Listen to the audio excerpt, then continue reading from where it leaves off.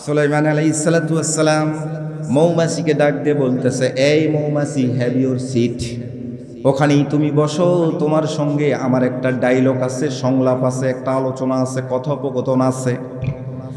সুলাইমান আলাইহিস সালাতু ওয়াস সালামের কথা শুনে মৌমাছি বসে পড়ল। মৌমাছি ডাক দিয়ে বলছেন, ওগো আল্লাহর পয়গম্বর, কি বলতে চান তাড়াতাড়ি বলেন। মৌমাছিকে সুলাইমান আলাইহিস সালাতু ওয়াস সালাম বলছে, মৌমাছি রে, আমি লক্ষ্য করে দেখেছি তুমি টক জিনিসের উপর বসো, ঝাল জিনিসের উপর বসো, মিষ্টির পাতিলেও বসা আমি লক্ষ্য করে দেখেছি, ফুলের উপর বসো, ফলের উপর বসো, সব জায়গা থেকে, সব ধরনের ফুল থেকে তুমি রস সংগ্রহ করো। কিন্তু তোমার মধ্যে মধুটা কেমনে তৈরি হয়, কিভাবে মধুটা তৈরি হয়, মধু তৈরি হওয়ার ইঞ্জিনটা কোনটা, এটা একটু আমাকে বলো। সুবহানাল্লাহ বলবেন না? আল্লাহর পয়গম্বর সুলাইমান আলাইহিস সালাতু ওয়াস সালাম যখন এভাবে প্রশ্ন করলেন, মৌমাছি তাফসীরকার ও মুফাসসিরগণ তাফসীরের মধ্যে এভাবে স্পষ্ট ভাষায় লিখে, মৌমাছি প্রশ্নের জবাব দিতে চায় না, তিনি পাশ কেটে চলে যেতে চান।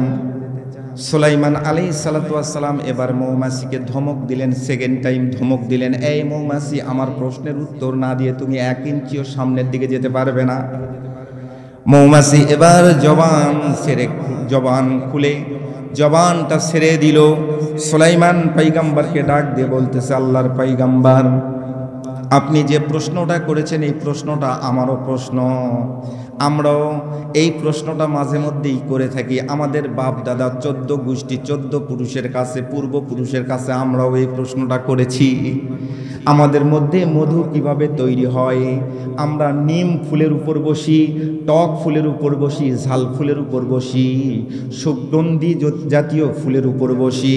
সব ফুল থেকে আমরা যখন রস সংগ্রহ করি তখন আমাদের মধ্যে মধুটা তৈরি কেমনে হয়, এটা আমাদের বাপদাদা 14 পুরুষ যারা গুজরে গেছে তাদের কাছেও আমরা এরকম প্রশ্ন করেছি, কিন্তু আমরা প্রশ্নের উত্তর যেটা পেয়েছি এটাই আজকে আপনাকে জানাইতে চাই। আল্লাহু আকবার বলে। সুলাইমান আলাইহিস সালাতু ওয়াস সালাম মাথা নেড়ে ছোট বাচ্চাদের মতো সিংহাসনে বসে মাথা নেড়ে নেড়ে এভাবে সমর্থন করছে, গল্পটা শুনছে। ও মৌমাছি, তুমি একটু ওপেন সিক্রেট করে বলো তো, তোমার মধ্যে মধুটা কেমনে তৈরি হয়, তাড়াতাড়ি বলো। সুলাইমান আলাইহিস সালাতু ওয়াস সালামের সামনে মৌমাছি এবার আসল রহস্যটা বলা শুরু করলো। পয়গম্বর, আপনি কি জানেন না, আপনি কি শোনেন নাই, আমরা যখন টক জিনিসের উপর বসি, ঝাল জিনিসের উপর বসি, সব ফুলের উপর বসি, সব ফুল থেকে যখন রস সংগ্রহ করি তখন আমরা গুনগুন করে গান গাই আর সামনের দিকে যাই। এটা পৃথিবীর মানুষ, তোমরা বুঝতে পারো আমরা গান গাই, কিন্তু না না, আমাদের পূর্বপুরুষের কাছ থেকে আমরা শুনেছি, আমরা যখন গুনগুন করে আওয়াজ করি আর সামনের দিকে যাই, মৌসাকের দিকে যাই, আমরা শুনেছি শেষ জামানায় একজন পয়গম্বর আসবে, ওই পয়গম্বরের নাম নাকি আহমদ, ওই পয়গম্বরের নাম নাকি মুহাম্মদ সাল্লাল্লাহু আলাইহি সাল্লাম। ওই পয়গম্বরের নাম জপ করি, ওই পয়গম্বরের উপর দরুদ শরীফ পড়ি আর সামনের দিকে অগ্রসর হই। মৌসাকে পৌঁছার আগেই ওই নামের বরকতে আমাদের মধ্যে ওই অটোমেটিকলি রসটা মধুতে রূপান্তরিত হয়ে যায়। আল্লাহু আকবার বলে। কথা কি বুঝাইতে পেরেছি আপনাদেরকে? মুহাম্মদ রাসূল সাল্লাল্লাহু আলাইহি সাল্লামের নাম ভিতরে যদি বেশি জপ করেন, দরুদ ইব্রাহিম বেশি বেশি পড়ে, দুইটা জিনিস, দুইটা আমল শিখায়ে দেই। মায়েরা পর্দার অন্তরালে কান লাগা, গভীর রাত্রিতে দুইটা আমল যদি করেন, যা বলবে সেটা 7 আসমান পেরিয়ে আল্লাহর আরশে আজিমের মধ্যে ধাক্কা লাগবে। সুবহানাল্লাহ বলবেন না? আমল হচ্ছে দুটো। একজন সাহাবী আল্লাহর পয়গম্বরের দরবারে এসে বলছেন, ইয়া রাসূলুল্লাহ, ইয়া হাবিবাল্লাহ, আমি কোন আমলটা আগে বেশি বেশি করে করব? ইস্তেগফার বেশি বেশি পড়ব না দরুদে ইব্রাহিম বেশি বেশি পড়ব?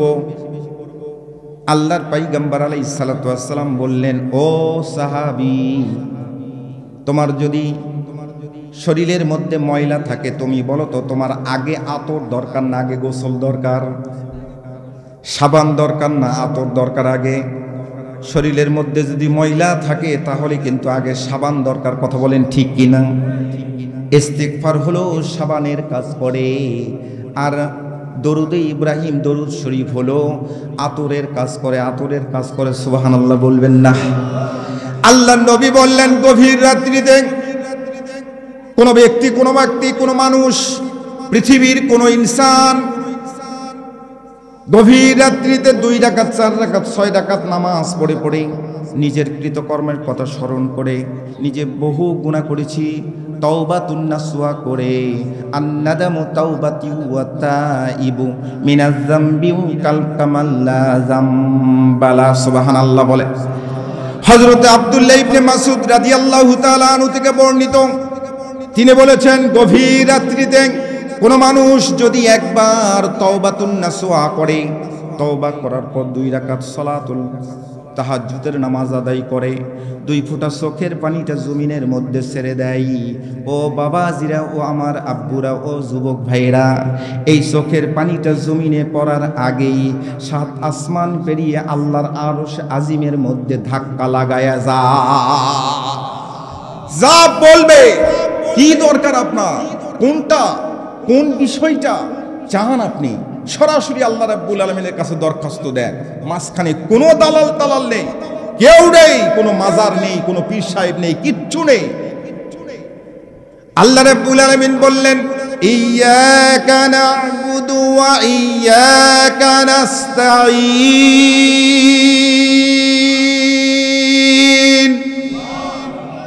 আমার ইবাদত করবেন, আমার কাছে সরাসরি সাহায্য চাইবে রে বাবা।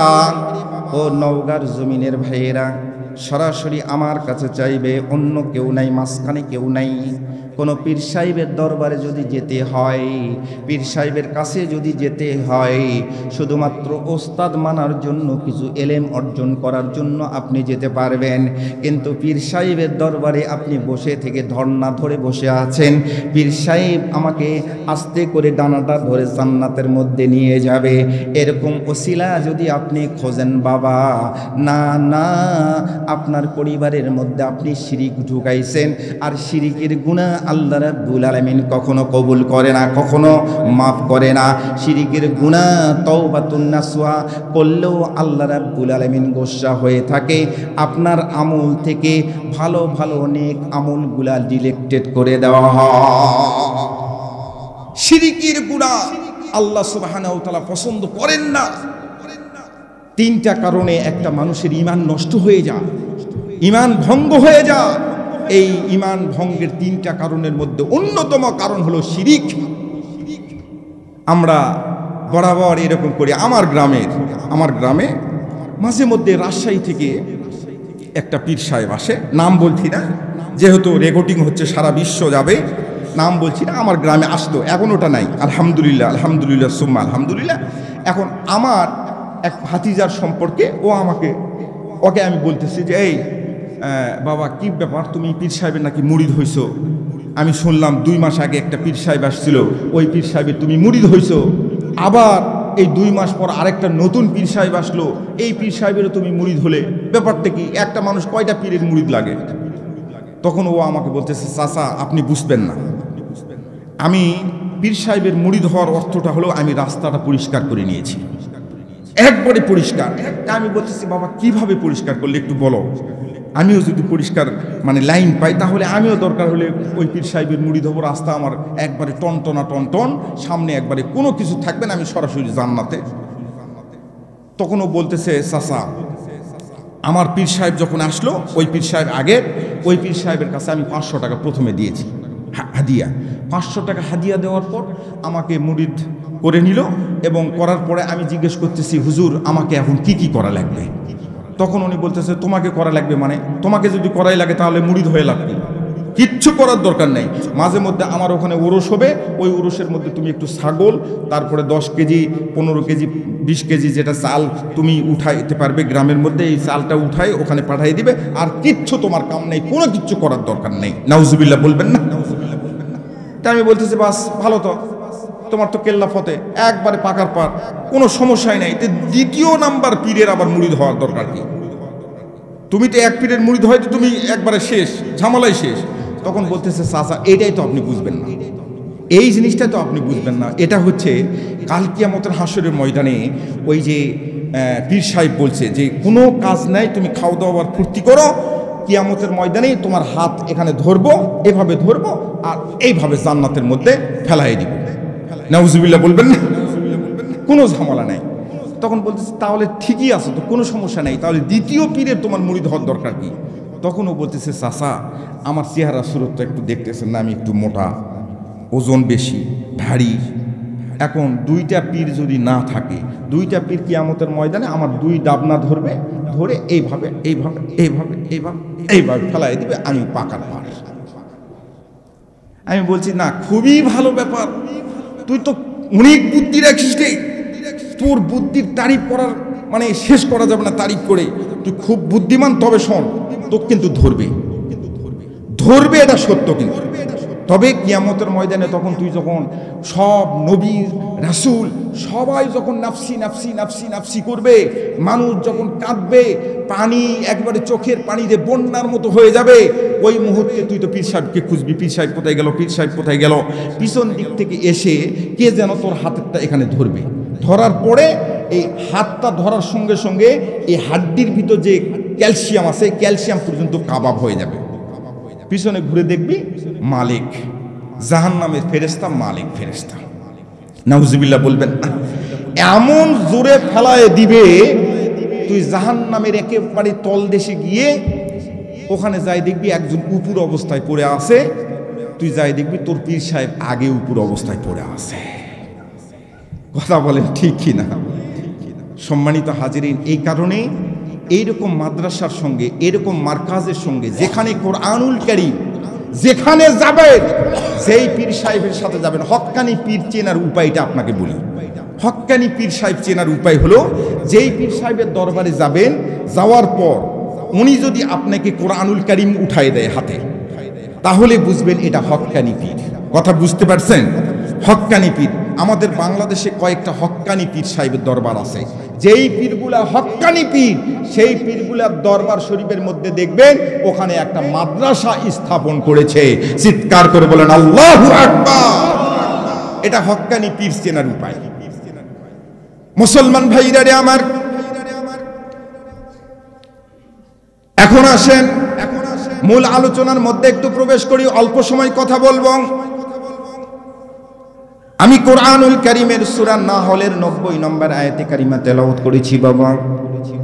আজকে জুমার দিন গেল, শুক্রবার দিন গেল না বাবা? শুক্রবার দিন দিবাগত রাত্রি এখন চলছে। জুমার নামাজ আদায় করতে যারা গেছেন, জুমার নামাজের সানি খুতবার মধ্যে ইমাম সাহেব এই আয়াতি কারিমাটা সবার শেষে তেলাওয়াত করে। আপনাদের অনেকের মুখস্থ আছে, আলেম ওলামাদেরকে আমি ওয়াজ শোনানোর জন্য আসি নাই, শিখানোর জন্য আসি নাই, আপনাদেরকে একটু স্মরণ করে দেওয়ার জন্য এসেছি, আর আপনাদেরকে একটু বোঝানোর জন্য চেষ্টা করব। Right method of application according to Quran and হাদিস। কোরআন এবং হাদিসের আলোকে তারাকতু ফীকুম আমরাইন লান তাদিল্লু মা তামাসসাকতুম বিহিমা কিতাবাল্লাহি সুন্নাত রাসূল। আল্লাহু আকবার বলে। A true Muslim cannot lead the honest and the pure life without the knowledge Quran and Sunnah. Man is created and Allah himself is the creation, but man is the best them. এই দুইটা সিলেবাসকে সামনে রেখে, একটা হচ্ছে কোরআনুল কারীমের syllabus, আরেকটা হলো আল্লাহ রাসূলের হাদিসের সিলেবাস। এই দুইটা সিলেবাসকে সামনে রেখে আপনাদেরকে একটা বিষয় বস্তু বলে দেওয়ার পর আমি একটু ওয়াজটা শুরু করতে চাই। আপনাদের কষ্ট হচ্ছে ভাই? অসুবিধা হচ্ছে? ওয়াজ তো সবেমাত্র শুরু করতে চাচ্ছি। সানি খুতবার মধ্যে ইমাম সাহেব আয়াতে কারিমাটা এভাবে পড়ে, আমি একটু আরেকবার পড়তেছি, তাহলে আপনারা মনে যদি হয়, আপনারা যদি এটা শুনে থাকেন, পরিচিত হয়, তাহলে একটু মাথা নাড়াবেন, জি হুজুর জি এটা শুনছি, আমরা শুনছি। ইমাম সাহেব এভাবেই পড়ে। ইমাম সাহেব মিম্বারের উপর দাঁড়িয়ে শেষে ইন্নাল্লাহা ইয়ামুরু বিল আদলি ওয়াল ইহসান ওয়া ইতাই যিল কুরবা ওয়া ইয়ানহা আনিল ফাহশাই ওয়াল মুনকারি ওয়াল বাগ ইয়াইযুকুম লাআল্লাকুম তাযাক্কারুন ফাযকুরুনি আযকুরুকুম ওয়াশকুরুলি ওয়ালা তাকফুরুন। এভাবে দুটো আয়াতে কারিমা পড়ে বসে যায়। কথা বলেন ঠিক কিনা? মনে হয়েছে? আমি এই আয়াতে কারিমাটাই পড়েছি আপনাদের খেদমতে, এটার উপরই আমি আলোচনা করতে চাই। ওমা তৌফিকি ইল্লা বিল্লাহ। আল্লাহ সুবহানাহু ওয়া তাআলা যেন তৌফিক দান করে, সকলে বলুন আমিন। সূরা নাহল, নাহল শব্দের অর্থ আগে বলে দেই মৌমাছি। আমি প্রথমেই মৌমাছি দিয়ে শুরু করেছি। নাহল শব্দের অর্থ কি বললাম? জোরে বলেন সবাই, কি বললাম? মৌমাছি। এখন মৌমাছির ওয়াজ শুরু করছি এক জায়গায়, মাদ্রাসা, এরকম মাদ্রাসা। মাঝখান থেকে একজন উঠে দাঁড়িয়ে এক মুরব্বী আমাকে বলতেছে, হুজুর থামেন, কি ওয়াজ এগুলা শুরু করছে? সুন্দর একটা কিচ্ছা বলবেন, ঘটনা বলবেন।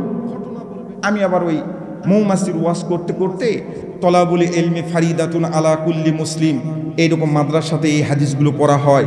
এলেম অর্জন করা ফরজ, ওযুর ফরজ কয়টা, গোসলের ফরজ কয়টা, তাইমুমের ফরজ কয়টা, এগুলো আমি একটু বলতেছি।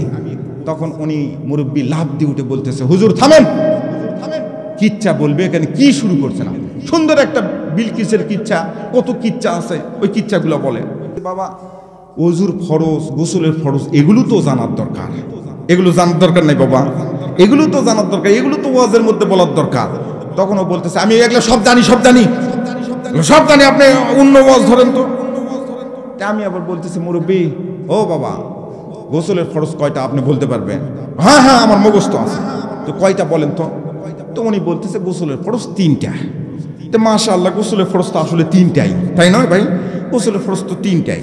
তো গোসলের ফরজ 3টা বাবা, কি কি বলেন তো? আমি আবার বলতেছি, কি কি গোসলের ফরজ 3টা? তখন উনি বলতেছে, এইভাবে বলতেছে, গামছা, লুঙ্গি, সাবান। কথা বুঝতে পারছেন? ওনাকে আমি বলতেছি, গোসলের ফরজ কি কি একটু বলেন। বলছে, গোসলের ফরজ 3টা, গামছা, লুঙ্গি, সাবান। গামছা, লুঙ্গি, সাবান, গোসলের ফরজ আবার কবে থেকে হলো রে বাবা? কবে থেকে? তখনও বলতেছে, গোসলের ফরজ গামছা, লুঙ্গি, সাবান যদি না হয়, আপনি গামছা, লুঙ্গি, সাবান ছাড়া গোসল করতে যান আগে, তারপরে দেখেন মজাটা পাবেন কি। তা আসলে তো গামছা, লুঙ্গি, সাবান ছাড়া গোসল করা যাবে ভাই? তা আমি বলতেছি, চাচা বসেন বসেন, গামছা, লুঙ্গি, সাবান আপনি মুখস্থ করছেন, আপনি ভালো করে হুজুরের কাছে বসবেন, তাহলে আপনাকে শিখাই দিবে গোসলের ফরজ কি কি। মুসলমান ভাইরা রে আমার, নাহল কোরআনুল কারীমের একটা পূর্ণাঙ্গ সূরা। এই সূরার 90 নম্বর আয়াতে কারিমা আমি তেলাওয়াত করেছি। এই আয়াতে কারিমার মধ্যে আল্লাহ রাব্বুল আলামিন প্রথম অংশে 3টা কথা বলেছেন, আদেশ সূচক 3টা কথা বলেছেন। ইবাদতের কথা বলেছেন, ইবাদতের কথা বলেছেন, ওমা খলাকতুল জিন্না ওয়াল ইনসা ইল্লা লিয়াবুদুন। আমি মানুষ এবং জিনকে শুধুমাত্র আমার গোলামি করার জন্য সৃষ্টি করেছি। সুবহানাল্লাহ বলবেন না? এখন ইবাদতের সংজ্ঞাটা কি বাবা? ইবাদত বলতে আপনি কি বোঝেন এটা আগে পরিষ্কার করে দেয়। ইবাদত বলতে আপনি শুধু বোঝেন নামাজ পড়া ইবাদত, রমজান মাসের রোজা রাখা ইবাদত, অনেক বড় একটা ইফতারির আয়োজন করা ইবাদত, মাঝে মধ্যে মাহফিলে এসে জিকির আজগার করা, এটা মনে হয় ইবাদত, এটাই শুধু ইবাদত। কিন্তু না না, আল্লাহ রাব্বুল আলামিন কালামুল্লাহ শরীফের সূরা 90 নম্বর সূরা, এই নাহলের 90 নম্বর আয়াতে কারিমা নিয়ে হযরতে ইমাম জালালউদ্দিন সুয়ুতী রহমতুল্লাহ আলাইহি যখন নাড়াচাড়া শুরু করে দিল, তাফসিরে জালালাইনের মধ্যে স্পষ্ট ভাষায় তিনি লিখেছেন, ইবাদত হলো ওই জিনিসটা আল্লাহ রাব্বুল আলামিন যা কিছু আদেশ করেছেন সেগুলো হলো ইবাদত, যা কিছু নিষেধ করেছেন নিষেধ হিসাবে গ্রহণ করা, নিষেধ হিসাবে মেনে নেওয়া, এটাও শ্রেষ্ঠ ইবাদত। আল্লাহু আকবার বলে। নামাজ পড়া যেমন ইবাদত, বিড়ি না খাওয়া ইবাদত, রমজান মাসের রোজা রাখা যেমন ইবাদত, তাস না খেলা ইবাদত, আপনার সন্তানকে মাদ্রাসায় দেওয়া যেমন ইবাদত, তেমন আপনি মাদ্রাসার সঙ্গে সম্পর্ক রাখাও হলো ইবাদত। সুবহানাল্লাহ বলবেন না? তাহলে কথাটার সারাংশ হলো, ইবাদত হলো আল্লাহ রাব্বুল আলামিন সরাসরি প্রত্যক্ষভাবে যা কিছু আদেশ করেছেন এগুলো কোনো রকম সন্দেহ পোষণ না করে সরাসরি মেনে নেওয়া, এটার নাম হলো ইবাদত। আর যেগুলো নিষেধ করেছেন সেগুলো নিষেধ হিসাবে মেনে নেওয়া, এটাও হলো শ্রেষ্ঠ ইবাদত। আল্লাহু আকবার বলে। মুসলমান ভাইরা আমার, সূরা নাহল এই নাহলের 90 নম্বর আয়াতে কারিমার মধ্যে প্রথম অংশে 3টা আদেশ করেছেন। কি কি আদেশ করেছেন এটা একটু পড়ে যাচ্ছি। পরের অংশের মধ্যে 3টা নিষেধ করেছেন। এই 3টা কাজ তোমরা কখনো করো না। ও নওগাঁ জেলার মানুষেরা, বোয়ালিয়া গ্রামের মানুষেরা, কখনো তোমরা এই কাজটা করবে না, কখনো তোমরা এই কাজে এর ধারে পাশে যাবে না।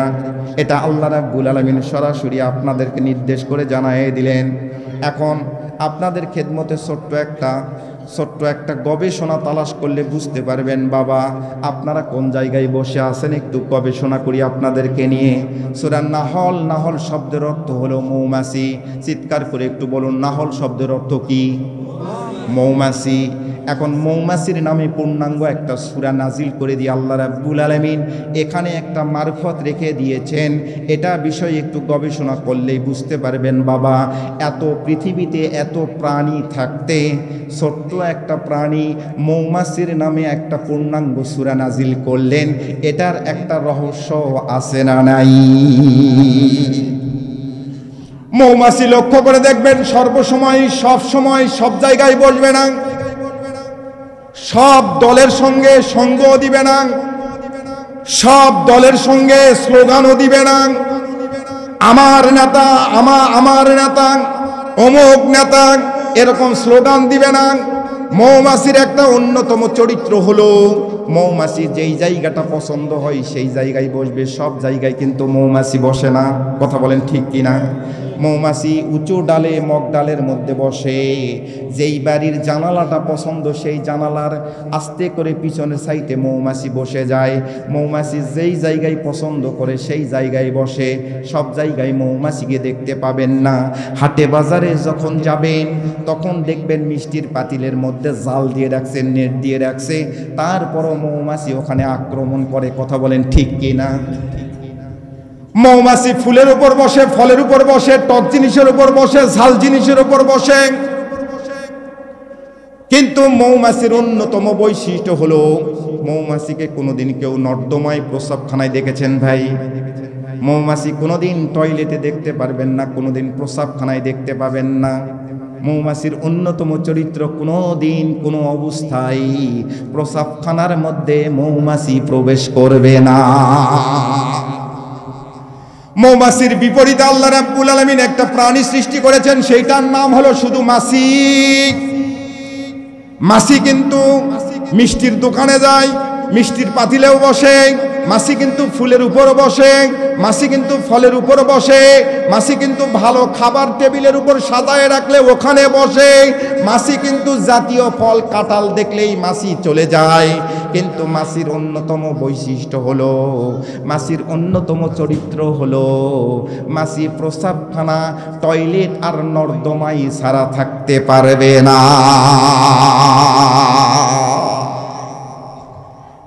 ও মুসলমান ইমানদার ভাইরা আমার, আল্লাহ রাব্বুল আলামিন সূরা নাহল পূর্ণাঙ্গ একটা সূরা নাজিল করে দিয়ে পৃথিবীর মানুষ তথা নওগাঁর মানুষকে জানাই দিলেন, নওগাঁবাসীরা তোমরা শোনো শোনো, মৌমাছির নামে একটা পূর্ণাঙ্গ সূরা নাজিল করে দিয়ে আমি জানাই দিলাম তোমাদের চরিত্রটাও হবে মৌমাছির মতো, মাছির মতো তোমরা হতে পারবে না।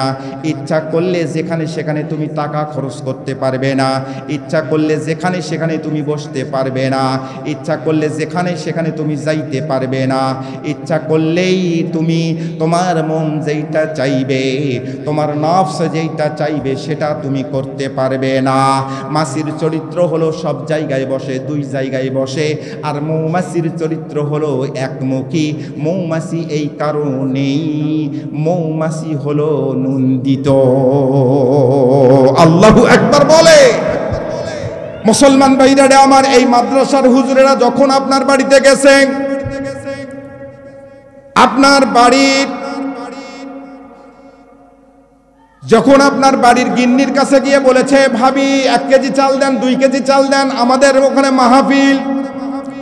মাহফিলের শেষে তাবারকের ব্যবস্থা করা হবে, এই কারণে একটু চাঁদা দেন। আপনার গিন্নি, আপনার বিবি সাহেব যখন চালের ড্রাম থেকে একটু 1 পোয়া চাল দিয়েছে, হাফ কেজি চাল দিয়েছে, 1 কেজি চাল দিয়েছে, 5 কেজি চাল দিয়েছে, আমরা নিঃসন্দেহ বলতে পারি ওই চালের দামটা হলো মৌমাছি মার্কা চালের দাম। কথা বলেন ঠিক কি না? আবার পক্ষান্তরে আপনি ব্যবসা করেন, দোকানদারি করেন, আপনার দোকানে গিয়ে যখন হুজুর গিয়ে বলেছে আমার মাদ্রাসায় মাহফিলের আয়োজন করা হয়েছে, একটু চাঁদা দেন, আপনি ক্যাশ বাক্স থেকে আস্তে করে ওখান থেকে 200 টাকা 500 টাকা বের করে দিয়েছেন। আমরা নিঃসন্দেহ বলতে পারি আপনার ক্যাশ বাক্স, আপনার এই হাতটা নিঃসন্দেহ মৌমাছি মার্কা হাত। চিৎকার করে বলেন সুবহানাল্লাহ। কিন্তু বন্ধুরা আমার, ভেজালটা কোন জায়গায় লক্ষ্য করে দেখেন। মনে করেন আরেকটা মেসাল দেই, তাহলে পরিষ্কার হবেন। আমাদের আজকের মাহফিলের সভাপতি মহোদয়, মাহফিলের যখন দাওয়াত দেওয়া হয় আপনাকে মাহফিলের সভাপতি হিসাবে আপনাকে থাকতে হবে, তখন তিনি নিঃসন্দেহ বলে দিয়েছেন আলহামদুলিল্লাহ আমি থাকবো। তাহলে আমরা বলতে পারি সভাপতি সাহেব মৌমাছি মার্কা সভাপতি। কথা বলেন ঠিক কিনা? কিন্তু এই সভাপতি সাহেবকে আবার যখন এই এলাকার যুবক ভাইরা, যুবক ছেলেরা এলাকার মধ্যে যখন যাত্রার প্যান্ডেল হবে, নাটকের প্যান্ডেল হবে, ওখানে হাউজি বাম্পারের প্যান্ডেল হবে, বৈশাখী মেলার প্যান্ডেল হবে, ওই মেলার সভাপতি হিসাবে উনি যদি দাওয়াত গ্রহণ করে, তাহলে আমরা কি বলতে পারি না? বলতে পারি না উনি মৌমাছি মার্কা নয়, মৌমাছি মার্কা নয়। উনি মিষ্টির পাতিলেও বলে বসে, ফুলের উপরও বসে, ফলের উপরও বসে, আবার প্রসাবখানা টয়লেটের মধ্যেও বসে। উনি মৌমাছি নয়, মৌমাছি নয়, উনি হলো মাছির চরিত্রে। মুসলমান ভাইরা আমার, আপনার ক্যাশ বাক্সের কাছে গিয়ে যখন যুবক ছেলেরা ডাক দিয়ে বলতেছে আমাদের এলাকায় একটা নাটকের আয়োজন করা হয়েছে, স্বাধীনতা দিবস উপলক্ষে নাটকের আয়োজন করা হয়েছে, যাত্রা মঞ্চস্থ করা হবে, আপনি একটু টাকা দেন, চাঁদা দেন। এই ক্যাশ বাক্স থেকেই যখন ওখানে চাঁদা দিয়েছেন, আপনার ক্যাশ বাক্সটা আর মৌমাছি মার্কা ক্যাশ বাক্স থাকে না, মাছি মার্কা ক্যাশ বাক্স হয়ে যায়। কথা বলেন ঠিক কিনা? ও বন্ধুরা আমার, বাবাজিরা আমার, আব্বুরা আমার, কিন্তু মৌমাছি মার্কা তো আপনি হবে না। আপনি আপনাকে জিজ্ঞেস করেন তো, আপনি মৌমাছি মার্কা না আপনি মাছি মার্কা? আপনি আপনাকে জিজ্ঞেস করবেন। আজকের ওয়াজটা কিন্তু আপনার জন্য, আপনাকে আমি বলতেছি আপনার জন্য আজকের ওয়াজটা। এই মাদ্রাসাটা দেখতেছেন, নুরানি মাদ্রাসাটা দেখতেছেন, এটা শুধুমাত্র মৌমাছি মার্কা মাদ্রাসা নয় বাবা, এখানে মৌমাছি চাষ করা হয়। সুবহানাল্লাহ বলেন। খায়রুকুম মান তাআল্লামাল কুরআন ওয়া আল্লামা। আল্লাহর নবী বলেছেন যেই জায়গায় যেই মানুষগুলা হলো পৃথিবীর জমিনে শ্রেষ্ঠ মানুষ, ওই মানুষগুলা যারা মৌমাছি মার্কা মানুষ এবং মৌমাছি চাষ করে, ওই মানুষগুলা হলো পৃথিবীর জমিনে শ্রেষ্ঠ মানুষ। চিৎকার করে বলেন সুবহানাল্লাহ। মৌমাছি চাষ করা হয়, মৌমাছি চাষী। এই মাদ্রাসার যারা হুজুর তারা মৌমাছি চাষী। সুবহানাল্লাহ বলবেন না? কষ্ট হচ্ছে আপনাদের? অসুবিধা হচ্ছে? তাকবীর দেন, লিল্লাহি তাকবীর। আমি কিন্তু শুধুমাত্র বিষয়টা বললাম, কোন বিষয়টা নিয়ে ওয়াজ করব বিষয়টা বুঝতে পারছেন আপনারা? মৌমাছি না মাছি, আমার আলোচনার বিষয় এটা। এরপরে আমি সামনের দিকে একটু নিয়ে যাব, অল্প সময়ের মধ্যে আমি বিষয়টা আস্তে আস্তে আপনাদেরকে বুঝাই দিব যে আপনি ওয়াজের মধ্যে, ওয়াজটা যদি শেষ পর্যন্ত শোনেন তাহলে আপনিই বুঝতে পারবেন যে আমার চরিত্রটা হুজুর আজকে ধরে দিল, আমি মাছির চরিত্রের মানুষ না মৌমাছির চরিত্রের মানুষ। সম্মানিত বাবারা, কিয়ামতের ময়দানে ও বাবা, ও নওগাঁ জেলার বাবারা, কান খুলে শ্রবণ করে। আমার বাড়িও নওগাঁ জেলায়। সুন্দরভাবে বলে দেই, একটা 1000 টাকার নোট, সুন্দর ঝকঝক টকটক সোনালী ব্যাংক থেকে আপনি 1000 টাকার নোটের একটা বান্ডিল নিয়ে চলে আসছেন। বান্ডিলের ভিতরে টাকা খুঁজতে খুঁজতে খুঁজতে দেখা যাচ্ছে একটা টাকা আপনি পেয়েছেন, একটা টাকার নোট পেয়েছেন। এই টাকাটা এক পৃষ্ঠা ঝকঝক ছাপানো, কিন্তু অন্য পৃষ্ঠায় ছাপা উঠে নাই। এক পৃষ্ঠা ঝকঝক ছাপানো কিন্তু অন্য পৃষ্ঠায় ছাপা উঠে নাই, কোনো কারণে মিস্টেক হয়েছে, প্রিন্টিং মিস্টেক। বান্ডিলের মধ্যে চলে আসছে। এই টাকাটা নিয়ে আপনি নওগাঁ শহরে চলে গেছেন, বাজার করছেন, 500 টাকার বাজার করার পর দোকানদারকে দিচ্ছেন, আপনি টাকাটা নেন। দোকানদার এই পৃষ্ঠে উল্টে দেখে এক পৃষ্ঠে ছাপানো আছে, এক পৃষ্ঠে ছাপানো নাই। দোকানদার আপনার টাকাটা নিবে ভাই? কথা বলেন, নিবে? নিবে না। দোকানদার বলবে যে ভাই এটা জাল টাকা, আপনি নিয়ে যান। আপনি বলতেছেন এর ভাই আমি সোনালী ব্যাংক থেকে এই মাত্র নিয়ে আসলাম, জাল টাকা মানে কি বলেন আপনি?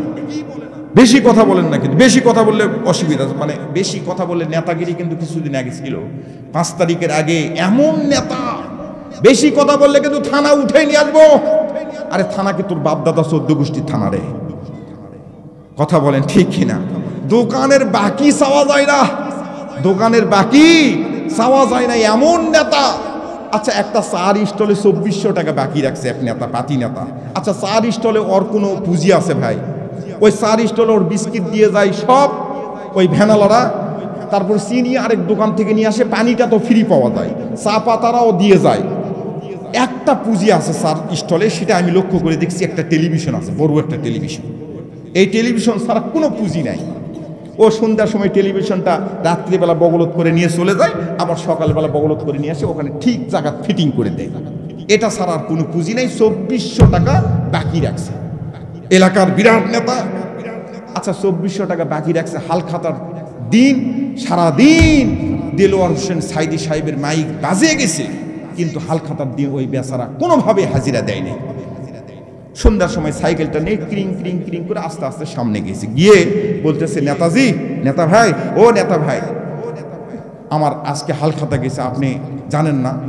ও বলতেছে তোর হালখাতা নিয়ে তুই পড়ে আসিস রে, আমার বিয়ানের কি অসুখ, আমার বিয়ানের যায় যায় অবস্থা তুই জানিস, তোর তো হালখাতা নিয়ে তুই পড়ে আসিস। আচ্ছা ওর বিয়ানের যায় যায় অবস্থা হলে ওর কোনো যায় আসে? ওর হালখাতা সারা বছর 2400 টাকা একটা দোকানের যদি বাকি থাকে, ছোট একটা দোকান, ওই দোকানদারের কিছু থাকে ভাই, কিছু থাকে, অস্তিত্ব থাকে। ও বলতেছে আচ্ছা আপনার বিয়ানের যা ইচ্ছা তাই হোক, আমার কিন্তু টাকাটা আজকে না দিলে আমি যাব না। এইভাবে একটু বলছে, একটু বলছে, এইভাবে একটু কড়া করে বলছে। ও বলতেছে এই মেজাজ দেখাস না, মেজাজ দেখাস না, মেজাজ দেখালে কিন্তু থানা উঠে নিয়ে আসবো, তুই কি মনে করছিস রে? এইভাবে বলতেছে। ঘরের ভিতর থেকে ওর আরেক ভাই ছিল, ওই ভাই আবার ছোট ভাই, ওই ভাই আবার শুনতে পাইছে, এই আমার বড় ভাইয়ের সাথে কে কথা বলে রে, এভাবে কে কথা বলতেছে ননসেন্সের মতো, বেয়াদবের মতো, এই তোরা জানিস রে আমরা 5 ভাই, তোরা জানিস? ও আবার ওখান থেকে বলতেছে, পাশে একজন ছিল, এই তোরা তো 5 ভাই নয় রে, 5 ভাই আবার বলতেছিস কেন? আব্বা সহ 5 ভাই, ওই আব্বা সহ 5 ভাই, ওইটার গরম দেখাচ্ছে। কথা বলেন ঠিক কিনা? এরকম গরম গেছে না যায় না? আব্বা সহ 5 ভাই, নাউজুবিল্লাহ বলবেন না? সম্মানিত হাজিরি, টাকা নিয়ে গেছেন বাজারে 1000 টাকার নোট, আপনার দোকানদার বলতেছে এটা জাল টাকা, এটা নেওয়া যাবে না। তা আপনি বলতেছেন 1 পৃষ্ঠে ছাপানো আছে তোরে ভাই, 1 পৃষ্ঠে ছাপানো আছে, অন্তত 500 টাকা দাম দেন। আচ্ছা 500 টাকা দাম দিবে ভাই। এবার যখন তর্ক লাগে, মানে বেশি তর্ক করতেছে, তখন দোকানদার বলতেছে আপনার কাছে জাল টাকা থাকার অপরাধে আমি কিন্তু পুলিশের কাছে ফোন করতে বাধ্য হব, আপনি জাল টাকা নিয়ে আমার সঙ্গে তর্কাতর্কি শুরু করছেন, আপনি জাল টাকা নিয়ে সুরসুর করে বাড়ি চলে যান। এভাবে বলবে কিনা বলেন? এখন আপনি সালাতুল হাজত নামাজ পড়েন, আওবিন পড়েন, 5 ওয়াক্ত নামাজ পড়েন, এরপরে রমজান মাসে রোজা রাখছেন, মানে আমলের যে একটা পৃষ্ঠা, খুব ভালো করে মনোযোগ সহকারে শোনেন কথা, কিন্তু আমি যাওয়ার পর আর পাবেন না। এই যে আমল নামার একটা পৃষ্ঠা ভাই, আরেকটু বুঝে দিলে আরো ভালো করে বুঝবেন। এই যে এই কাগজটা দেখেন, এই কাগজটা ছাপানো হয়েছে, 1 পৃষ্ঠা কত সুন্দর করে ছাপানো হয়েছে। প্রধান বক্তা, প্রধান অতিথি, সভাপতি, দ্বিতীয় বক্তা, বিশেষ অতিথিবৃন্দ, ওয়াজের সময়সূচি, তারিখ, সব কিছু সাজানো হয়েছে। কথা বলেন ঠিক কিনা? আরেক পৃষ্ঠা কি সাদা? সাদা নয় ভাই, আরেক পৃষ্ঠা সাদা। টাকার 1 পৃষ্ঠা সাদা আর 1 পৃষ্ঠা ছাপানো থাকার কারণে দোকানদার আপনাকে জাল টাকার অপরাধে পুলিশের কাছে ফোন করতে সে বাধ্য। কিয়ামতের ময়দানে আল্লাহ রাব্বুল আলামিন বললেন, ইয়াউমা ইয়ানজুরুল মারু মা কদ্দামাত ইয়াদাহ,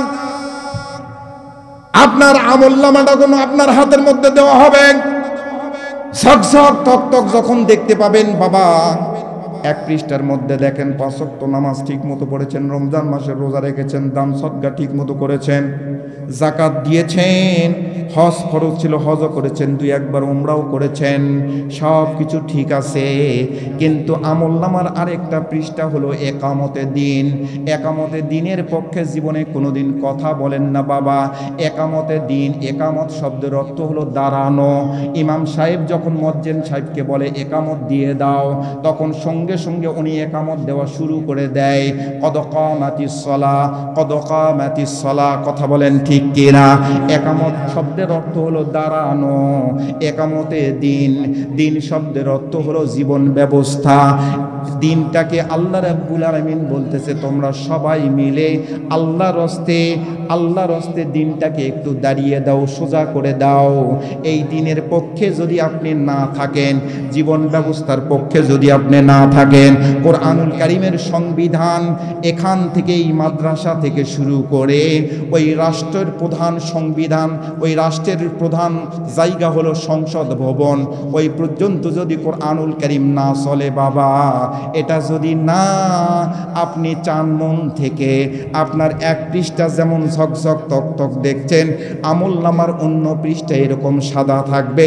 আর জাল আমলনামা হিসাবে আখ্যায়িত করে আল্লাহ রাব্বুল আলামিন ঘোষণা করবে ওয়াসিকাল্লাযীনা কাফারু ইলা জাহান্নামা যুমারা। নাউযুবিল্লাহ বলে, ধাক্কাতে ধাক্কাতে আপনাকে জাহান্নামের দিকে নিয়ে যাবে। নাউযুবিল্লাহ বলবেন না ভাই? মুসলমান ভাইরা রে আমার, এখন আসেন মূল কথার মধ্যে একটু যাই। আমরা তাহলে মৌমাছি না মাছি হতে চাই? জোরে বলেন, আমরা মৌমাছি না মাছি হতে চাই? হাত তোলেন আবার। লিল্লাহে তাকবীর, লিল্লাহে তাকবীর। মৌমাছি মার্কা মুসলমান হতে চাই, মনে রাখবেন, মৌমাছি মার্কা মুসলমান। কোরআনুল কারীমের আয়াতের যে দাবি, এই দাবিটার মধ্যে একটু প্রবেশ করি। আল্লাহ রাব্বুল আলামিন বললেন ইন্নাল্লাহা ইয়া'মুরু বিল আদলি ওয়াল ইহসান। এই আয়াতে কারিমার মধ্যে ইম্পর্টেন্ট 6টা শব্দ আছে। 3টা হলো আদেশ সূচক, 3টা হলো না সূচক নেগেটিভ শব্দ, 3টা হলো পজিটিভ শব্দ। এই 3টার মধ্যে প্রথম শব্দটা আমি হাত দিলাম, যদি সম্ভব হয় একটা একটা করে 6টা শব্দের এক্সাম্পল আপনাদেরকে দিয়ে যাব। আপনাদের সুর এবং শব্দ যদি আমার অনুকূলে দেখি, সুবহানাল্লাহ বলেন। আল্লাহ রাব্বুল আলামিন বললেন ইহসান, আমার ইবাদত করবেন, ইহসান করো, ইহসান প্রতিষ্ঠিত করো, সৎ আচরণ প্রতিষ্ঠিত করো। এই ইহসান শব্দটা কোরআনুল কারীমের মধ্যে বহু জায়গায় ব্যবহার করা হয়েছে। তার মধ্যে অন্যতম একটা জায়গায় বাবা সূরা বনি ইসরাইলে 23 নম্বর 24 নম্বর আয়াতে কারীমের মধ্যে কিভাবে বললেন দেখেন। আল্লাহ রাব্বুল আলামিন বললেন ওয়াকাদা রাব্বুকা আল্লা তা'বুদু ইল্লা ইয়্যাহু ওয়া বিল ওয়ালিদাইনি ইহসানা। আল্লাহু আকবার বলে।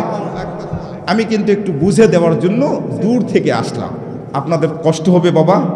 ও যুবক ভাইরা, আপনাদের জন্য আজকের ওয়াজ, ভালো করে শুনে নেন, কান খুলে শ্রবণ করে। আল্লাহ রাব্বুল আলামিন বলছেন ইবাদত করো, আমার ইবাদত করবে।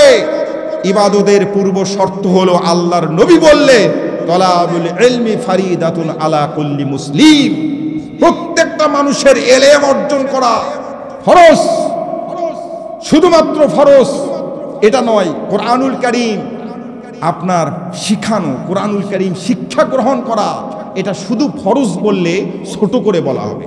যদি ফরজ শুধু বলে, জিওগ্রাফি ভূগোল শিক্ষা গ্রহণ করবেন, আপনার সন্তানকে শিক্ষা গ্রহণ করাবেন, এটা জায়েজ আছে। ইতিহাস আপনি শিক্ষা গ্রহণ করবেন, আপনার সন্তানকে শিক্ষা গ্রহণ করাবেন, জায়েজ আছে। ইংরেজিতে অনার্স মাস্টার্স করবে, শিক্ষা গ্রহণ করা, শিক্ষা দেওয়া, এটাও জায়েজ আছে। ডাক্তার মাস্টার ইঞ্জিনিয়ার হওয়া, শিক্ষা গ্রহণ করা আপনার জায়েজ আছে, কোনো অসুবিধা নেই, ইসলামে কোনো বাধা নেই। কিন্তু কোরআনুল কারীম শিক্ষা গ্রহণ করা শুধুমাত্র জায়েজ, এটা বললে ছোট করা হবে বাবা। কোরআনুল কারীম শিক্ষা গ্রহণ করা হলো ফরজে আইন। আল্লাহু আকবার বল। কোরআনুল কারীম শিক্ষা গ্রহণ করা ফরজে আইন। আল্লাহ রাব্বুল আলামিন বললেন ইবাদত করো, সরাসরি আমি রব্বে কারিম, আমার ইবাদত করবে। আর দ্বিতীয় কথাটা বলে দিলেন ইহসান করো। আমি কিন্তু ইহসান শব্দটা বোঝানোর জন্য এই আয়াতে কারিমের মধ্যে হাত দিলাম। ইহসান শব্দটা কি কারণে ব্যবহার করেছেন? সদাচরণ করো, ভালো ব্যবহার করো, তোমার পিতা মাতার প্রতি তুমি ভালো ব্যবহার করো। সুবহানাল্লাহ বলবেন না? আমি কিন্তু ইহসান শব্দটা বুঝাচ্ছি, কিন্তু ওয়াজ কিন্তু এলোমেলো করা যাবে না। আপনারা কিন্তু অন্যদিকে যদি মন মান চলে যায় তাহলে ওয়াজ এলোমেলো হবে। সকালবেলা ফজরের নামাজ পড়ে রে ভাই, অন্তত মসজিদের ভিতর দুইজন গল্প যেন করতে পারে এমন একটা হুজুরকে নিয়ে আসলাম, এত সুন্দরভাবে একটা শব্দের উপরে এটা বুঝাই দিয়েছে। খামকায় এখান থেকে ওখানে, ওখান থেকে ওখানে, ওই পীর সাহেব নদী মানে আবার জায়নামাজ বিছায়ে পার হয়ে গেল। এগুলো ওয়াজ শুনে লাভ নেই, সরাসরি কোরআন থেকে আপনাদেরকে একটু বলতে চাই। আমিন বলেন, জোরে বলেন আমিন। ইহসান, পিতা মাতার প্রতি সৎ আচরণ করো। ইন্নাল্লাহা ইয়া'মুরু বিল আদলি ওয়াল ইহসান। এই ইহসানটা কি জন্য ব্যবহার করলেন? এই শব্দটার তাৎপর্য, ফজিলত, ব্যাখ্যা, বিশ্লেষণ এটা একটু আপনাদের খেদমতে আমি উপস্থাপন করতে চাই। চিৎকার করে বলেন আল্লাহু আকবার। মুসলমান ভাইরা রে আমার, আল্লাহ রাব্বুল আলামিন বললেন পিতা মাতার প্রতি সৎ আচরণ করো। ও যুবক ভাইয়েরা, নওগাঁ জেলা, নওগাঁ সদরের যুবক ভাইয়েরা কান লাগান। পিতামাতা যদি কোনো কারণে আপনাকে বরদোয়া দেয়, ভুল কারণে বরদোয়া দেয়, বরদোয়াটার মধ্যে আল্লাহ রাব্বুল আলামিন টিক চিহ্ন দিয়ে দেয়। পিতামাতার প্রতি ইহসান করার কথা বলতেছে, সৎ আচরণ করার কথা বলছে। মনে করেন আমি যখন এই মাহফিলে আসছি, আপনাদের এলাকার কৃতি সন্তান মাওলানা মাহফুজুর রহমান ভাই আমাকে দাওয়াত করেছেন। আমি ওনার বাড়িতে যখন উঠেছি, উনি আমার সঙ্গে ভালো ব্যবহার করেছেন। আমার বাড়িতে যখন তিনি যাবেন তখন আমিও তার প্রতি ভালো ব্যবহার করলাম। এটাকে কোরআনুল কারীমের ভাষায় আল্লাহ রাব্বুল আলামিন বলছেন ইনসাফ, সমান সমান। কথা কিন্তু বোঝেন। সভাপতি সাহেব আমার প্রতি ভালো ব্যবহার দেখাইছেন, আমিও সভাপতির সাহেবের প্রতি ভালো ব্যবহার দেখাইছি। এটাকে কিন্তু ইনসাফ বলা হয়, সমান সমান। সুবহানাল্লাহ বলেন। এটা কিন্তু ইহসান নয়, ইহসান নয়। কিন্তু আল্লাহ রাব্বুল আলামিন বলছেন আমার ইবাদত করো। আমার ইবাদত করার পর পিতামাতার প্রতি তোমরা ইনসাফ করলে হবে না, পিতামাতার প্রতি তুমি ইহসান করো। সুবহানাল্লাহ বলেন। ইহসান আর ইনসাফের মধ্যে রাত দিন পার্থক্য আমি একটু আপনাদেরকে বুঝাইয়ে দেই।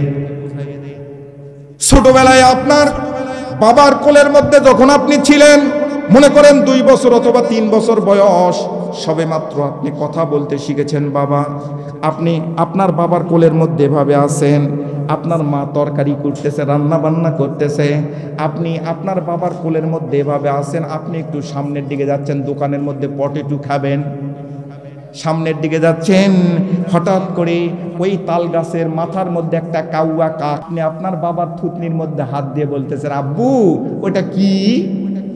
আপনার বাবা বলতেছে ওটা কাউয়া। কিছুক্ষণ পর আবার আপনার বাবাকে বলতেছেন আব্বু ওটা কি? কাউয়া রে বাবা, কাউয়া।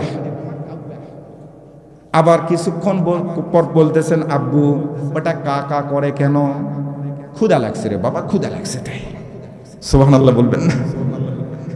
আবার কিছুক্ষণ পর আবার প্রশ্ন, হাজারো প্রশ্ন, প্রশ্নের কোনো শেষ নাই। কথা বলেন ঠিক কি না? প্রশ্নের কোনো শেষ নাই। এক কথা বারবার রিপিটেশন। ইংরেজিতে বলা হয় রিপিটেশন, বাংলায় বলা হয় পুনরাবৃত্তি, আরবিতে বলা হয় তাহাকিক। বারবার করে আপনাকে বলতেছেন, আপনি আপনার বাবাকে বলতেছেন আব্বু ওটা কি করে, কাকা করে কেন? এবার বারবার যখন বলেছেন তখন আপনার বাবার কর্মকাণ্ড দেখেন। আপনার বাবার কোলের মধ্যে আপনি আছেন, আপনার বাবা আপনাকে জড়িয়ে ধরে মৃদু একটু চাপায় দিয়ে আপনার চোখের মধ্যে চোখের মধ্যে 2টা চুমু, কপালের মধ্যে একটা চুমু, ঠোঁটের মধ্যে একটা চুমু, গালের মধ্যে মুখ লাগাই দিয়ে বলতেছে আব্বু ওটা ক্ষুধা লাগছে রে বাবা, ক্ষুধা লাগছে, ওটা ক্ষুধা লাগছে তাই ওইরকম কাকা করছে। চিৎকার করে বলেন আল্লাহু আকবার। মুসলমান ভাইরা আমার, তাহলে আপনার বাবা আপনার কতগুলো প্রশ্নের উত্তর দিল, এই মুহূর্তে আপনাকে ফেলে দেওয়ার মতো উপক্রম হয়েছিল, এত রাগান্বিত, তারপরেও নিজে কন্ট্রোল করে, আদর করে, যত্ন করে, এত মায়া মমতা আল্লাহ রাব্বুল আলামিন বাবা মায়ের হৃদয়ের মধ্যে ঢেলে দিয়েছেন। কোন রকম রাগান্বিত হলেন না, ক্রোধান্বিত হলেন না, আদর করে যত্ন করে আপনাকে আস্তে করে আপনার প্রতি ইহসান করলো, ভালো করে বোঝেন, আপনার প্রতি সৎ আচরণ করলো।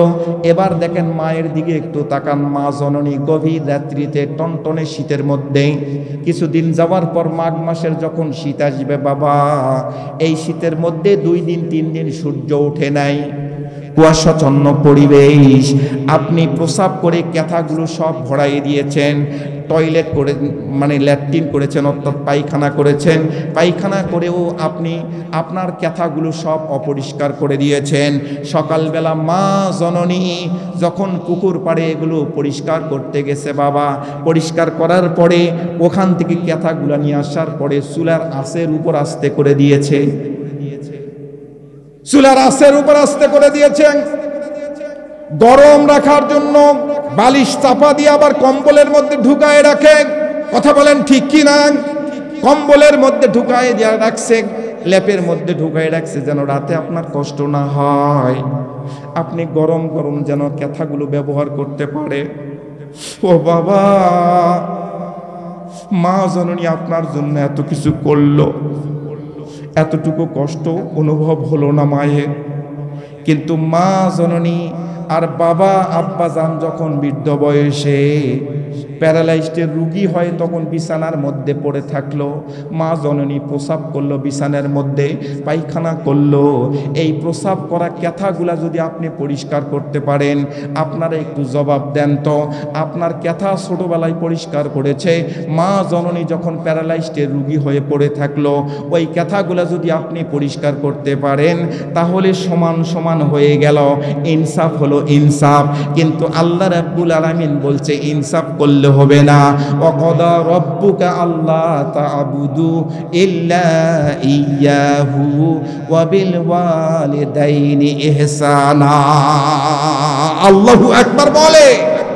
বাবা প্যারালাইজড রোগী বারান্দায় শুয়ে আছে, আপনি সাইকেলটা নিয়ে সবেমাত্র বের হয়েছেন, সাইকেলের একটু শব্দ হয়েছে, ক্রিং ক্রিং করে শব্দ, আপনার বাবা মুখটা বাঁকা, প্যারালাইজড রোগী, কথা ঠিক মতো বলতে পারে না, ছোট বাচ্চাদের মতো, ওই যে 1 বছর বয়সে 2 বছর বয়সে সবেমাত্র আব্বা আম্মা শিখেছেন, তখন মুখ বাঁকা করে আপনি যেরকম ভাবে বলেছে, আজকে আপনার বাবা আপনাকে বলতেছে আব্বা কোথায় যাও, আব্দুর রহিম কোথায় যাস বাবা, হাটে যাস, আপনি বলতেছেন হাটে যাই, আমার জন্য 5 কেজি আপেল কিনে নিয়ে আসিস।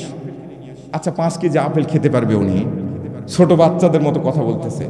2টা আনারস কিনে নিয়ে আসিস, 3 কেজি গুড় কিনে নিয়ে আসিস, মানে যা ইচ্ছা সেটা বলতেছে ছোট বাচ্চাদের মতো। ওই যে বলতেছে গাছের উপর কি ওটা, কাউয়া কি করে, কাকা করে, কেন করে, ইত্যাদি প্রশ্ন। সম্মানিত হাজিরিন, এই মুহূর্তে ছোটবেলায় বাবা মা আপনার মুখে, চোখে, কপালে, গালে জড়িয়ে ধরে যেরকম চুম্বন দিয়েছে, এই চুম্বন যদি আপনি আপনার বাবা মাকে দিতে পারেন, ইনসাফ করা হবে, ইনসাফ সমান সমান। কথা বুঝাইতে পারছি আপনাদেরকে? ইনসাফ সমান সমান হবে। আপনাকে যা করেছে আপনিও সেটাই করায় দেখাইছেন, ইনসাফ। কিন্তু আল্লাহ বলতেছেন ইনসাফ করলে হবে না। কোরআন দিয়ে বলছি মিয়া, কোরআন দিয়ে বলছি, আল্লাহ বলতেছেন ইনসাফ করলে আমি আল্লাহ খুশি নয়, ইহসান করতে হবে।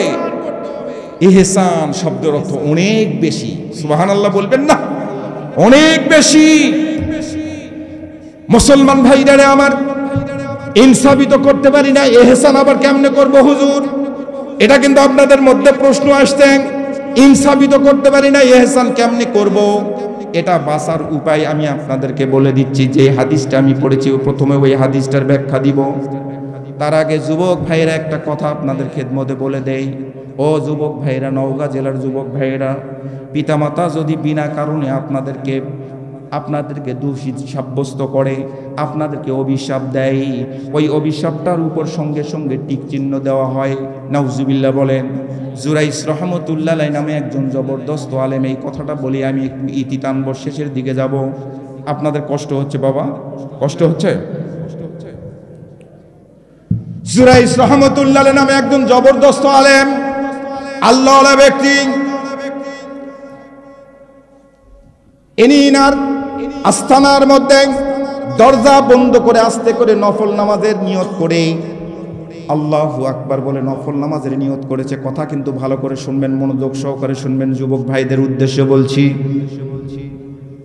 দরজা বন্ধ করে যখন নামাজের নিয়ত করে নামাজের মধ্যে দাঁড়িয়ে গেছে, তার মা জননী দরজার সামনে এসে এভাবে আস্তে করে ডাক দিচ্ছে, জুরাইস, ও জুরাইস, বাবা জুরাইস, জুরাইস ঘরে আসিস বাবা। মা তো জানে না আমার সন্তান নামাজের মধ্যে দাঁড়ানো। মা কি জানে? মা তো জানে না। একটু মাথা নাড়াচাড়া করেন, কিছু বলেন, আপনার কথাই বলছেন না।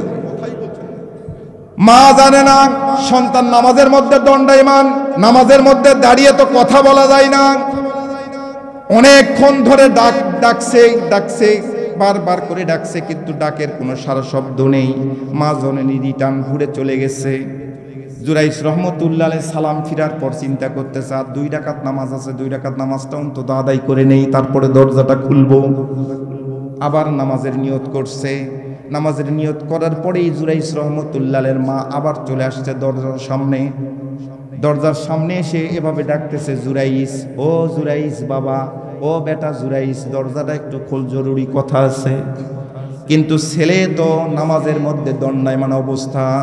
মা জননী এবার রাগান্বিত হয়েছে, ক্রোধান্বিত হয়েছে, মাথাটা গরম হয়ে গেছে। সন্তান আমার কথা শোনে না, আমার কথা না শোনার কারণে আস্তে করে এই জুরাইস রহমতুল্লাহের মা তার আল্লাহ রাব্বুল আলামিনের উদ্দেশ্যে এভাবে জানাই দিচ্ছেন, আল্লাহ, জুরাইস আমার সন্তান আমার কথা আজকে শুনলো না, শুনেও না, শোনার ভান করলো। আমি বরদোয়া করে দিলাম, জুরাইসকে তুমি ব্যভিচারিণী নারীর যতক্ষণ পর্যন্ত মুখ না দেখেছে ততক্ষণ পর্যন্ত তুমি মৃত্যুতে নিও না।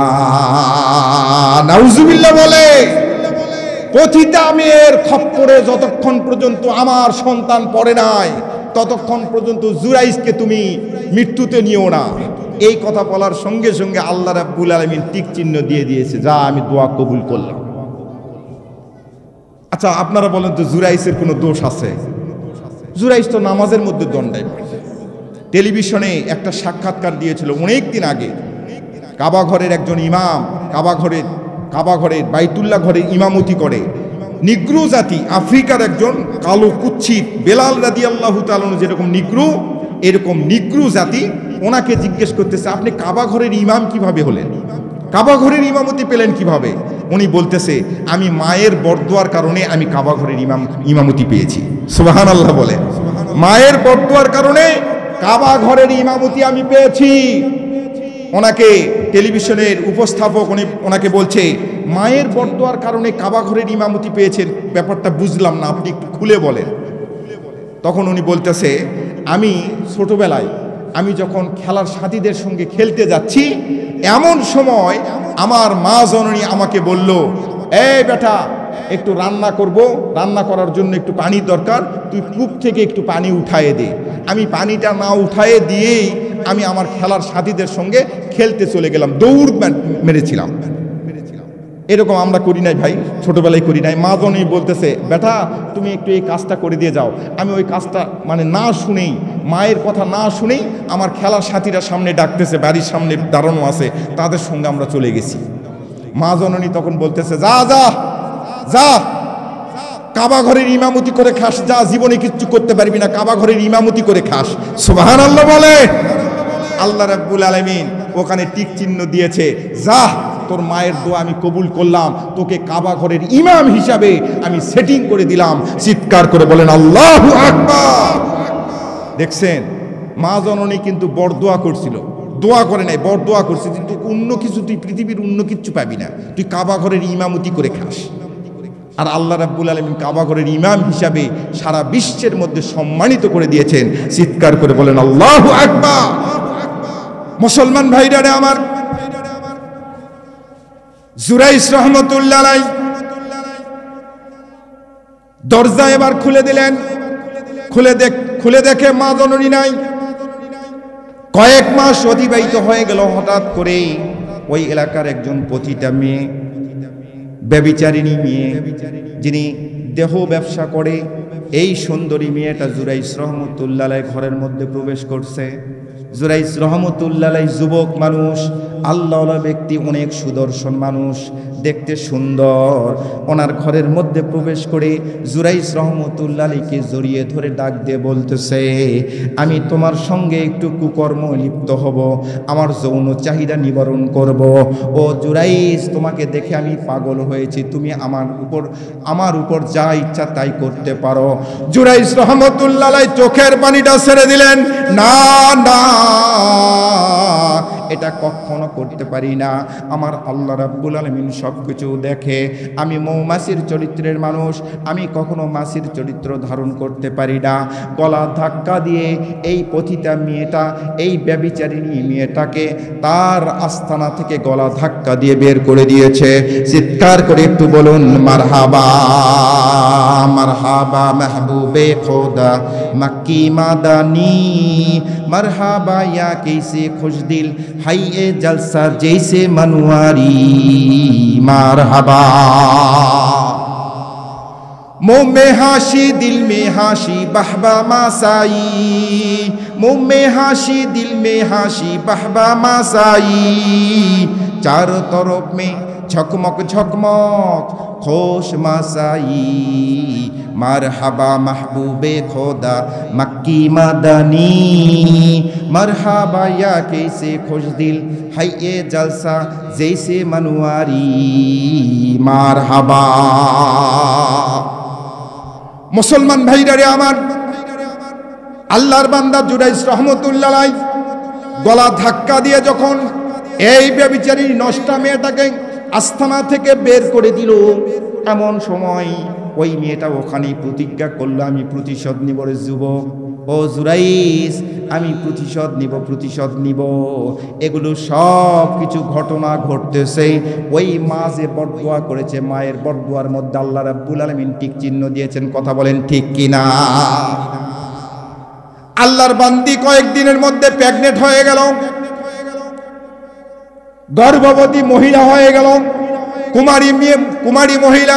কুমারী মেয়ে, কোন রকম বিবাহ শাদী হয় নাই, কিন্তু সন্তান প্রসব করেছে। সন্তান প্রসব করার সঙ্গে সঙ্গে ওই এলাকার যিনি খলিফা, ওই খলিফা পুলিশ পাঠাইছে, সেনাপতি সেনাবাহিনী পাঠালো, তাকে গ্রেপ্তার করে সন্তান সহ রাজদরবারে যখন নিয়ে আসা হলো, এবার মেয়েটাকে জিজ্ঞেস করা হচ্ছে, তুমি বলো তো তোমার এই সন্তানটার পিতাকে, পিতৃ পরিচয়কে তুমি বলো, ওপেন সিক্রেট করে, কোনো রকম ভয় করার দরকার নাই, ভীতু হওয়ার কারণ নাই, বলো।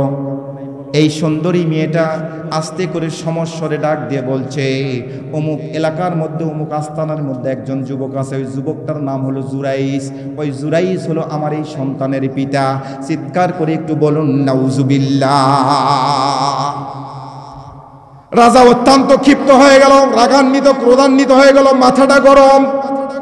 আমার এলাকার মধ্যে জুরাইসের চেয়ে ভালো কোনো যুবক নাই, এত ভালো যুবক যাকে সম্মান করি, শ্রদ্ধা করি। ওই এলাকার মধ্যে মাহফিল হয়, হালকা জিকির হয়, ওখানে অনেক সুন্দর সুন্দর ইসলামের আয়োজন হয় ওর দরবারের মধ্যে। কিন্তু জুরাইসের এমন কর্মকাণ্ডে তো আমি অনেক কষ্ট পাচ্ছি। রাজা মশাই আস্তে করে সেনাপতি পাঠিয়ে দিলেন, তাকে রাজদরবারের মধ্যে কোমরের মধ্যে রশি, হাতের মধ্যে বেড়ি, পায়ের মধ্যে বেড়ি, আস্তে করে তাকে গ্রেফতার করে তার রাজদরবারে নিয়ে আসা হলো। রাজা মশাইকে জিজ্ঞেস করা, রাজা মশাই জিজ্ঞেস করছে, জুরাইস তুমি এমন কর্মকাণ্ড করতে পারলে? জুরাইস কাঁদতেছে আর বলতেছে, না রাজা মশাই, না, আমি কখনোই এটা করি নাই, কখনোই এই অকাম করি নাই। রাজা মশাই ডাক দিয়ে বলতেছে, সম্রাট ডাক দিয়ে বলতেছে, তুমি প্রমাণ দাও, তোমাকে প্রমাণ করতে হবে, যেহেতু মেয়েটা নিজে বলতেছে এই সন্তানের পিতৃ পরিচয় তুমি, তোমাকে অবশ্যই প্রমাণ করতে হবে। প্রমাণ ছাড়া কোনো রকম হুকুম নড়বড় হবে না, কোনো রকম নড়চড় করবে না। জুরাইস রহমতুল্লাহ আলাইহি বিপাকে পড়লেন, উভয় সংকটে পড়ে গেলেন। আর এই উভয় সংকটে পড়ার একমাত্র কারণ হলো আল্লাহ রাব্বুল আলামিনের পক্ষ থেকে তার মায়ের অভিশাপটা কবুল করা হয়েছে। চিৎকার করে বলেন ঠিক কিনা? সম্মানিত হাজিরিন, জুরাইস রহমতুল্লাহ আলাইহি কিভাবে এই ফাসাদ থেকে বের হয়ে আসলো, এটা আপনাদের খেদমতে একটু বলতে চাই। কষ্ট হচ্ছে আপনাদের? আপনারা প্রথমেই বলেছেন আমরা মৌমাছির চরিত্র ধারণ করতে চাই, মৌমাছি মার্কা মুসলমান হতে চাই। যদি মৌমাছি মার্কা মুসলমান হতেই চান, মৌমাছি যেখানে চাষ হয়, এই মাদ্রাসায় শুধু নয়, এই এলাকার মধ্যে যত কওমি মাদ্রাসা আছে, যত নুরানি মাদ্রাসা আছে, আপনার ধন সম্পদের একটা অংশ এখানে দিয়ে দিবেন। কিয়ামতের ময়দানে আপনার ওই যে আমলনামার একটা পৃষ্ঠা ঝকঝক তকতক, আর একটা পৃষ্ঠা একেবারেই ফাঁকা, এই ফাঁকা জায়গাটা কালি দ্বারা লিপিবদ্ধ হয়ে পূর্ণ হয়ে যাবে। চিৎকার করে বলেন আল্লাহু আকবার। আল্লাহ রাব্বুল আলামিন সূরা হাদীদের 11 নম্বর আয়াতে কারিমার মধ্যে বললেন, মান যাল্লাযী ইয়াকরিদুল্লাহ করদান হাসানান ফায়ুদাইফাহু ওয়া লাহু আজরুন কারীম। আল্লাহ রাব্বুল আলামিন বলছেন, তোমরা কে আসো? ভালো করে বোঝেন, অর্থটা ভালো করে বোঝেন। তোমরা কে আসো? আমাকে তোমরা কর্জে হাসানা দিবে, কর্দে হাসানা দিবে, কর্দে হাসানা দিবে। কর্দে হাসানা শব্দের অর্থ হলো উত্তম ঋণ। হাসানা শব্দের অর্থ হচ্ছে উত্তম, আর কর্জ শব্দের অর্থ হলো ঋণ। আমাকে যারা উত্তম ঋণ দিবে, আমি কিয়ামতের ময়দানে তাকে এটা দ্বিগুণ নয় বহুগুণ বৃদ্ধি করে তাকে ফেরত দিয়ে দিব। আল্লাহু আকবার বলে।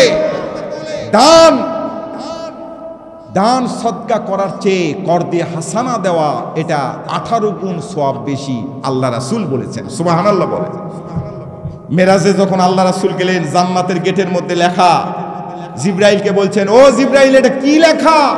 দান সদকা করার চেয়ে কর্দে হাসানা দেওয়া, কর্জে হাসানা দেওয়া সওয়াব 18 গুণ বেশি। সুবহানাল্লাহ বলবেন না?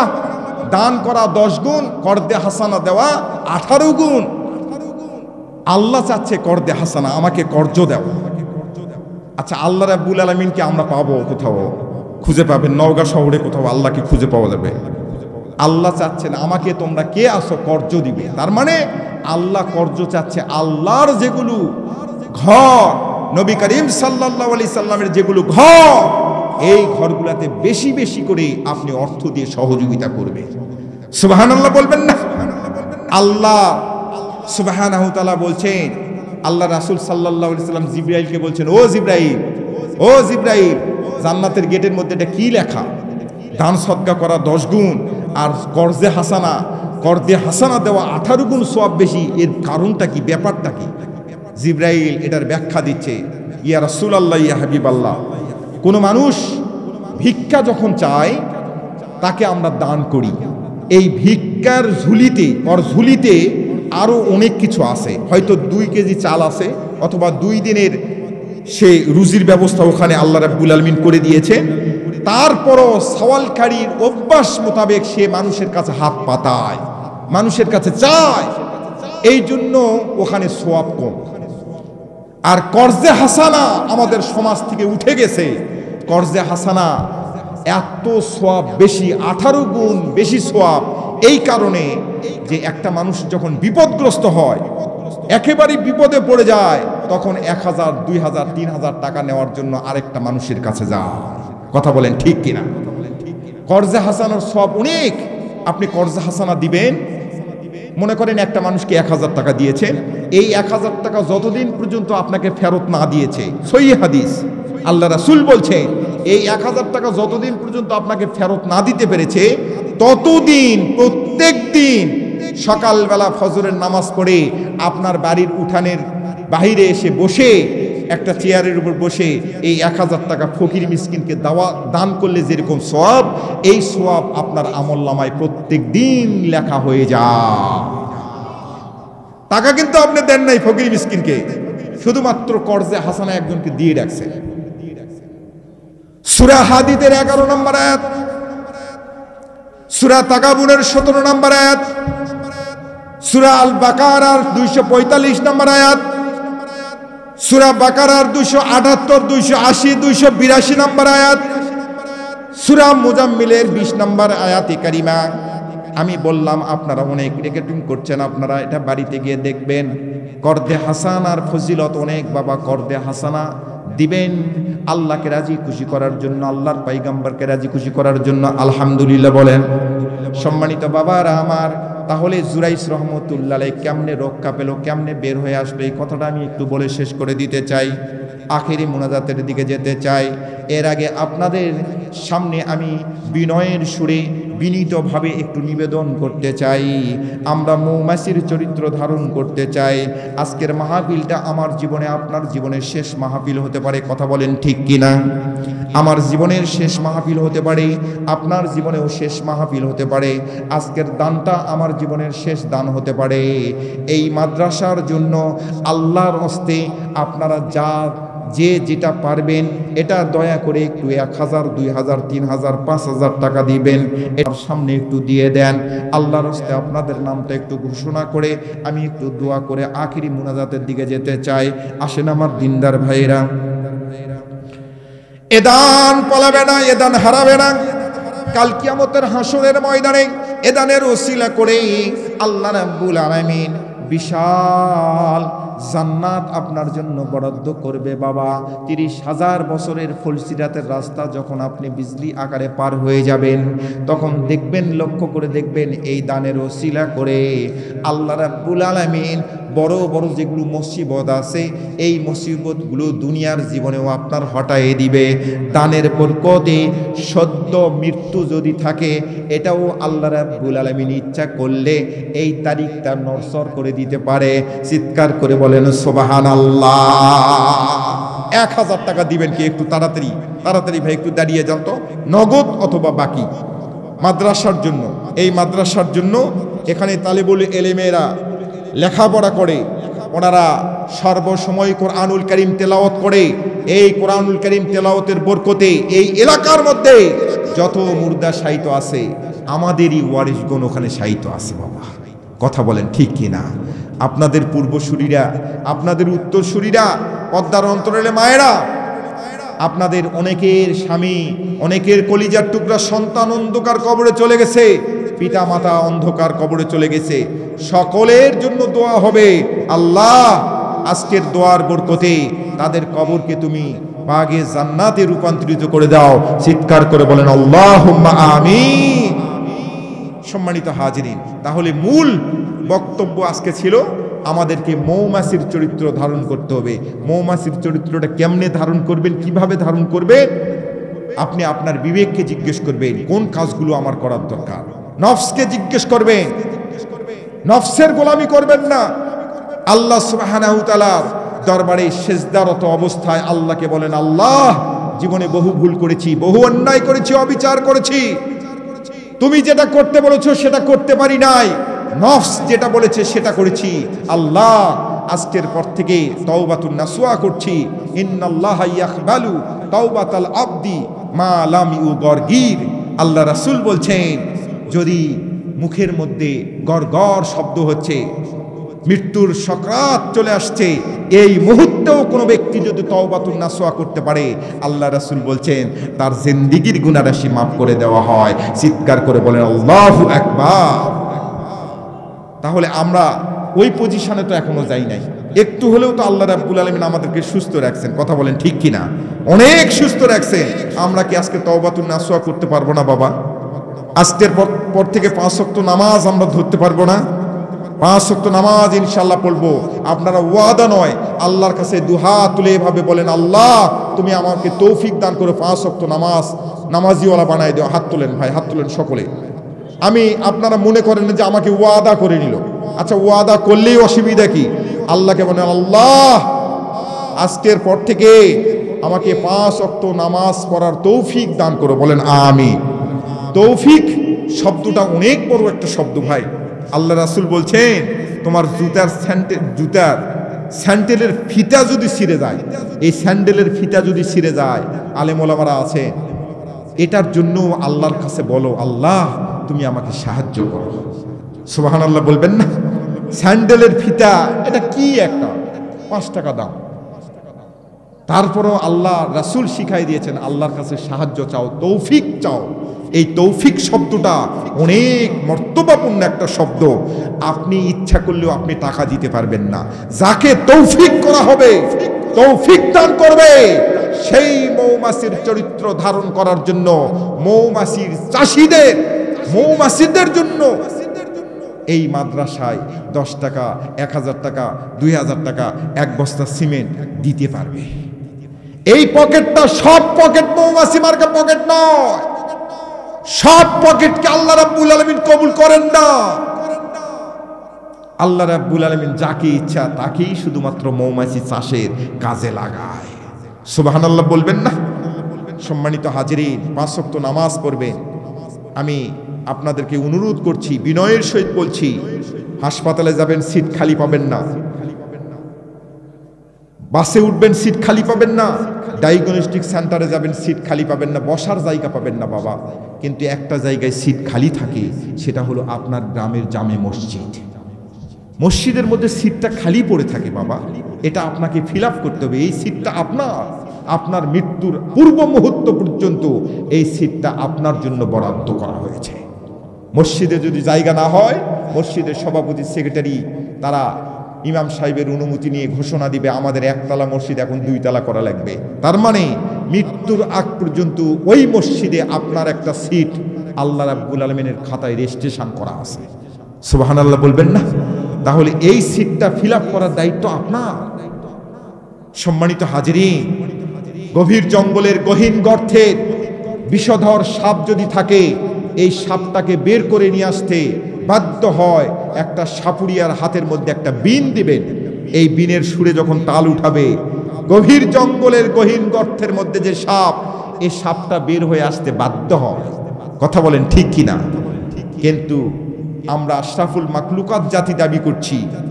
মুয়াজ্জিন সাহেব যখন মসজিদের মিম্বার থেকে, মিহরাব থেকে আল্লাহর বিন বাজায়, হাইয়া আলাস সালাহ, হাইয়া আলাল ফালাহ, তখন আমরা আরামের কম্বলটাকে লাথি মেরে আমরা মসজিদে আসতে পারি না।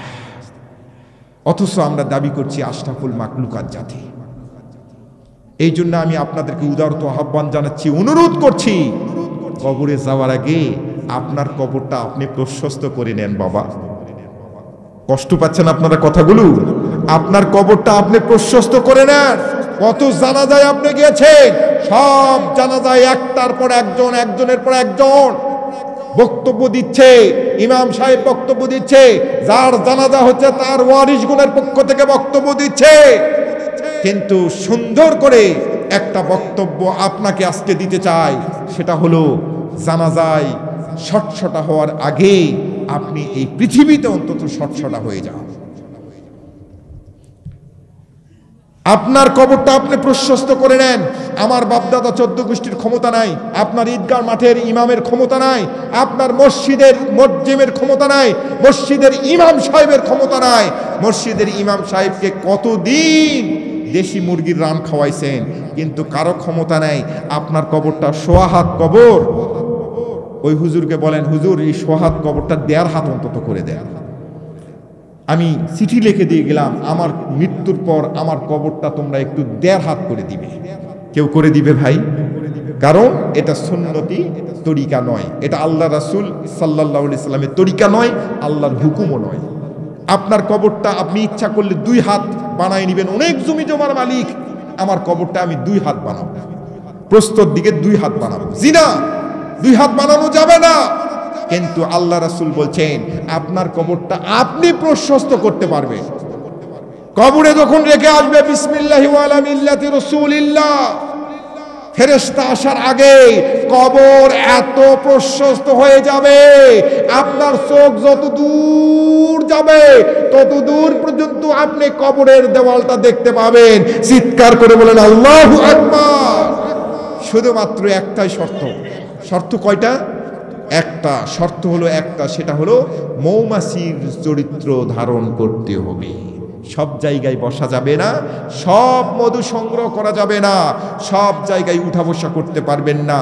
যেখানে উঠা বসা করার দরকার, ইসলামী আন্দোলনের একজন সঠিক কর্মী হয়ে যান, দেখবেন আপনার তকদিরটা খুলে যাবে, আপনার কবরটাও প্রশস্ত হয়ে যাবে। আমিন বলবেন না?